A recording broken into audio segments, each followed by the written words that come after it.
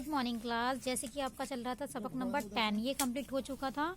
तो आपका अब कौन सा चलेगा ये देख लीजिएगा पहले, है ना। आप अपने सिलेबस वाला पेज निकाल लीजिए, ठीक है।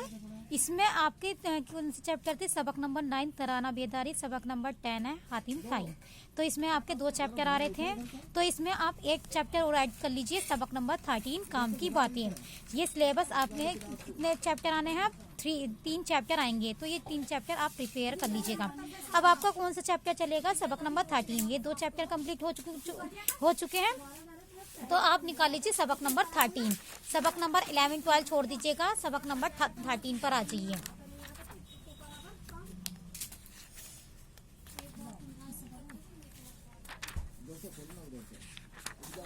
सबक नंबर 13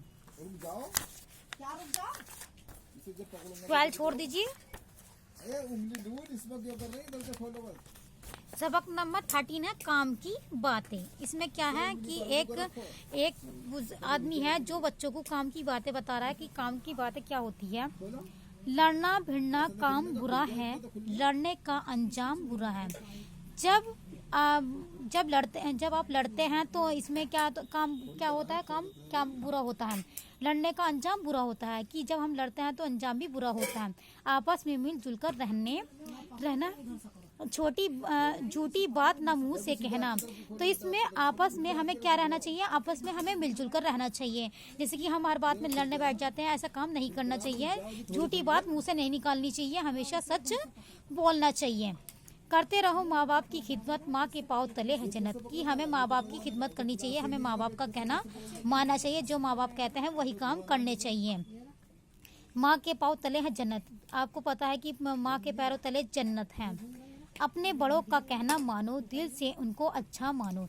यानी हमें अपने बड़ों का कहना मानना चाहिए, दिल से उन्हें अच्छा मानना चाहिए, यानी दिल में कुछ भी बुरा नहीं सोचना चाहिए। जिसको मुसीबत में तुम पाओ उसकी हंसी हरगिज ना उड़ाओ।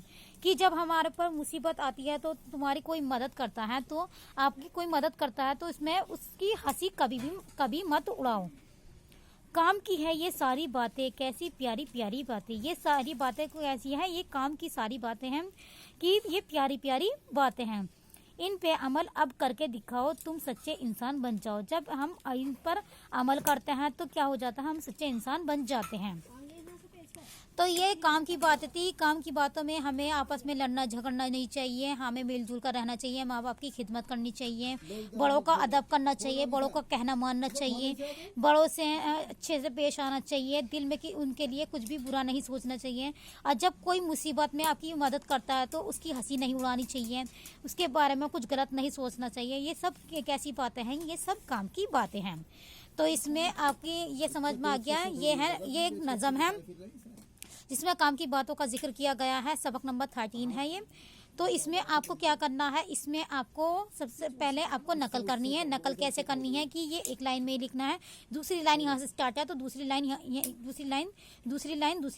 दूसरी से करोगे तो आपको ये नज़म की तरह करनी है, ठीक है। एक लाइन जहाँ पर पूरी हो रही है वहाँ पर ख़त्म करेंगे, फिर दूसरी लाइन जहाँ से शुरू हो रही है वहीं से शुरू करेंगे, ठीक है। ये आपका हो गया है सबक नंबर 13 का काम की बातें। ये समझ में आ गया होगा चैप्टर। ये हाफिज धामपुरी का लिखी हुई नज़म है, ठीक है। ये नज़म हाफिज धामपुरी की है। तो इसमें आप यहाँ पर मैं आपकी डाल देती हूँ नकल। तो आप कैसे लिखेंगे? पहले सबक का नाम डालेंगे सबक नंबर 13, फिर उसके बाद नकल की हेडिंग डालेंगे, फिर इसके नीचे हाशिया खींच देंगे, ठीक है। ये आपका वर्क है। फिर आप आ जाइए अल्फाज मायने पर। तो आपको अल्फाज मायने में आपको बुक में ही समझा देती हूँ। इसमें आपको क्या करने हैं? नोटबुक में करने हैं ये काम, ठीक है। ये क्या है?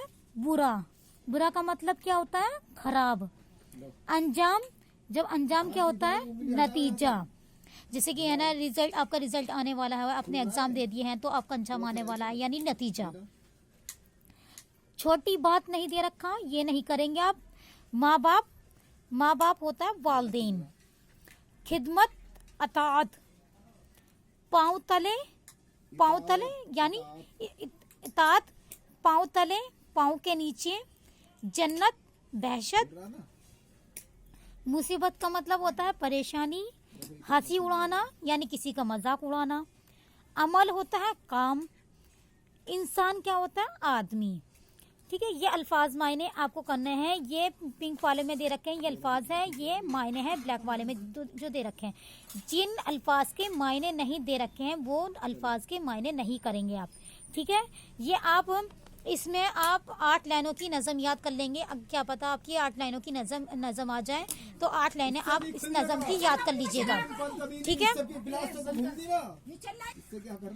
अब आ जाइए, आपकी आती हैं सही जवाब पर राइट का निशान लगाइए। ये है मश्क यानी एक्सरसाइज, ठीक है।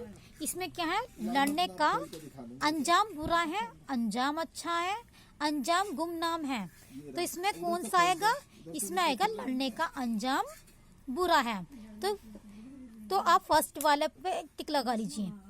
माँ के पाँव तले हिम्मत है, तले जन्नत है, तले फुर्सत है। तो माँ के पाँव तले क्या है, माँ के पाँव तले जन्नत है। तो सेकंड वाले पे आप टिक लगा लीजिए। अब आ जाता है जिम वाली, उसकी हंसी हरगिज ना सुनाओ, हरगिज ना मनाओ, हरगिज ना उड़ाओ। तो उसकी हंसी क्या मतलब उड़ाओ, तो उसकी हंसी हरगिज ना उड़ाओ। ये थर्ड वाला ऑप्शन आपका सही है। तो मैंने आपको क्या बता दिया है, आपको सबसे पहले क्या करना है, सबक नंबर 13 डालना है, नकल डालनी है, ठीक है। उसके बाद आप इसकी नकल करेंगे। नकल एक लाइन पूरी होने के बाद, यहाँ पर पूरी हो रही है, फिर दूसरी लाइन शुरू करेंगे आप, ठीक है। ये किसकी लिखी हुई नज़म है, हाफिज जामपुरी की लिखी हुई नज़म है।